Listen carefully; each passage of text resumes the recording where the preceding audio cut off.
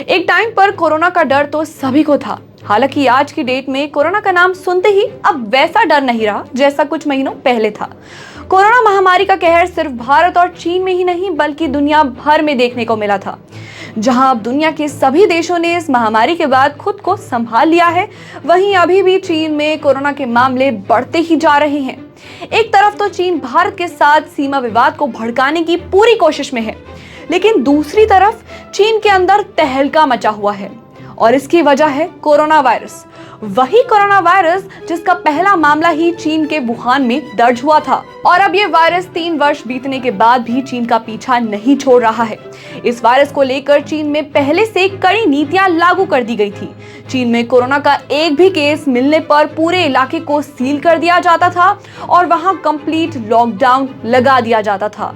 चीन की ये जीरो कोविड पॉलिसी ज्यादातर जगहों पर अभी तक लागू है, लेकिन अगर हम फिर से चीन के हालात को देखें तो शी जिनपिंग की जीरो कोविड पॉलिसी पूरी तरीके से नाकाम बनती जा रही है।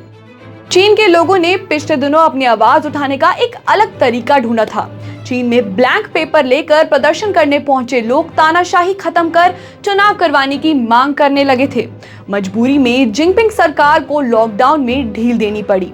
लोग ब्लैंक पेपर का विरोध प्रदर्शन में इसलिए इस्तेमाल कर रहे थे क्योंकि जब पेपर पर कोई नारा लिखा ही नहीं होगा तो पुलिस लोगों को सरकार विरोधी प्रदर्शनों के लिए गिरफ्तार कैसे कर पाएगी।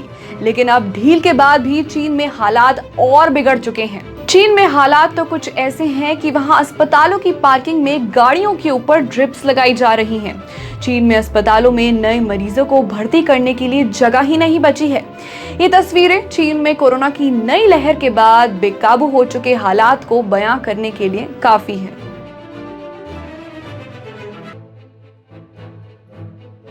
चीन की राजधानी बीजिंग में चारों तरफ सन्नाटा पसरा है। सड़कें, दुकान, बाजार, रेस्टोरेंट्स, हर तरफ सिर्फ सन्नाटा ही सन्नाटा नजर आ रहा है और इसकी वजह है कोरोना वायरस।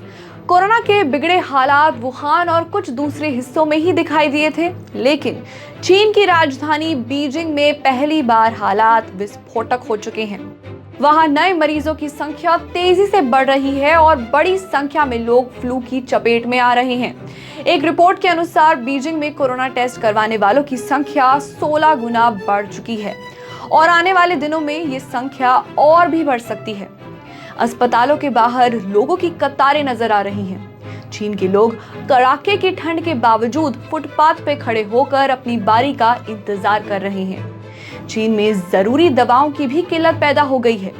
चीन में लोग सड़कों पर तो नहीं, अगर दिख रहे हैं तो केवल अस्पतालों और डॉक्टरों के क्लिनिक के बाहर। चीन इसके पीछे भी विदेशी ताकतों का हाथ बता रहा है। चीन का यह आरोप है कि उसके यहाँ हुए प्रदर्शन के पीछे दूसरे देश जिम्मेदार हैं जो चीन को अस्थिर करना चाहते हैं। लेकिन सच्चाई है कि चीन की जीरो कोविड पॉलिसी की वजह से चीन की जनता बेहाल है। लॉकडाउन के चलते चीन के लोगों के काम ठप हो चुके हैं और जब पानी सिर के ऊपर निकल गया तो चीन में लोग सड़कों पर उतर आए। चीन के हालात कुछ ऐसे हैं कि रेस्टोरेंट्स खुले हैं लेकिन खोजने से भी नहीं मिल रहे हैं कर्मचारी। कमरों तक सीमित रह गए छात्र। नहीं हो रहा है कोई विकास। कोरोना के चलते जहां दुनिया के कई देशों की आर्थिक हालत बिगड़ गई, वहीं भारत के फैसलों की तारीफ वैश्विक मंच पर हो रही है। चीन की तुलना में भारत कोरोना को रोकने में कई गुना सफल रहा और ये हमारी एक बहुत बड़ी जीत है। लेकिन एक तरह से पड़ोसी देश होने के हिसाब से क्या भारत पर चीन की ये हालत खतरा बन सकती है? क्या भारत को चीन से आने जाने वाले लोगों पर वापस प्रतिबंध लगाने की जरूरत है?